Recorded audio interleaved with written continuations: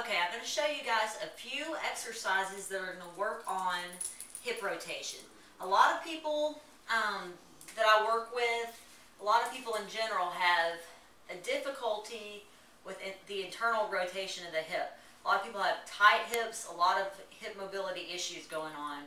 I feel a lot of this is attributed to spending a great deal of time during the day in the seated position, working at a desk, just various activities that we do, driving a car, sitting at the desk, working on the computer, you name it, being in class, all kinds of things. So with that being said, when we're in the seated position, what's going on is that it's causing the hip flexors to get tight, so it makes sense to focus on lengthening that muscle group if need be.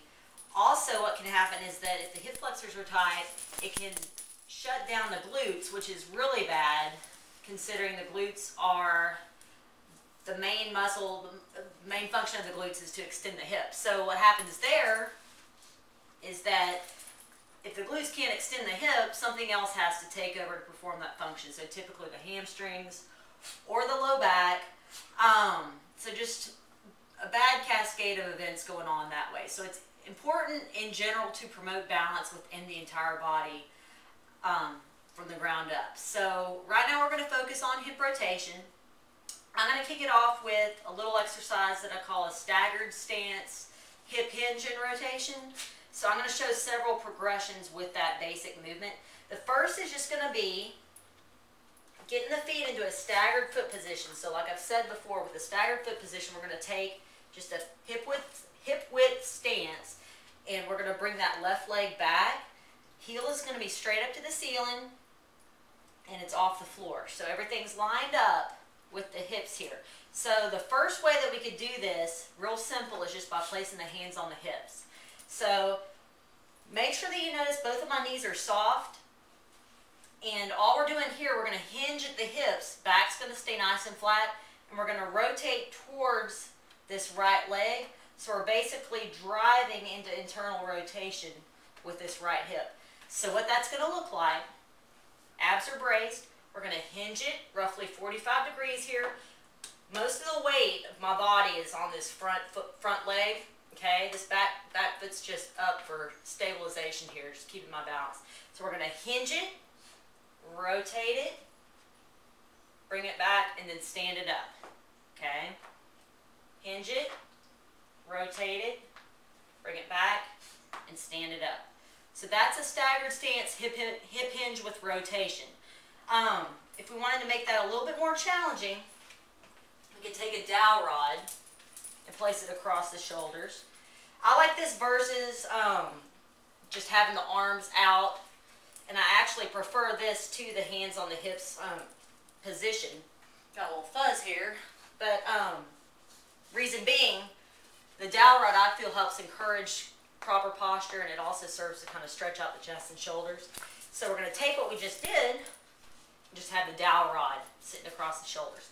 So we're going to hinge it, rotate it, bring that left hand towards that left knee or right knee, bring it back, and then stand it up.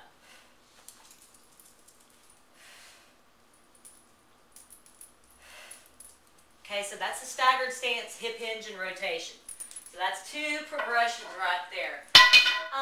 From that, what we can do is take a split squat and add a rotation to it, and there's progressions with that. So we're going to go to that one next. All we're doing here is getting essentially the same staggered stance foot position that you just did with the staggered stance rotation.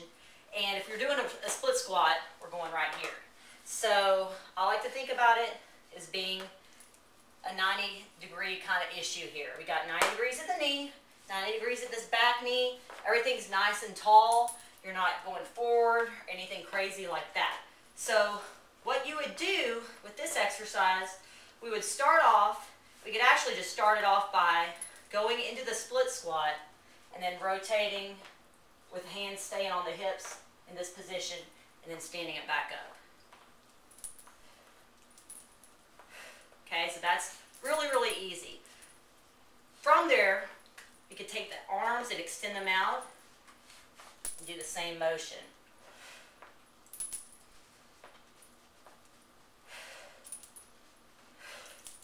okay? So that gives you a longer lever there, so it increases the torque. A little bit more work on driving that hip into internal rotation. If we needed to, we could add a medicine ball to this exercise, which should make it a little bit more challenging. Just keeping it about right here to begin with, bringing it down, rotating, and then back up. So I'm pushing through this front foot.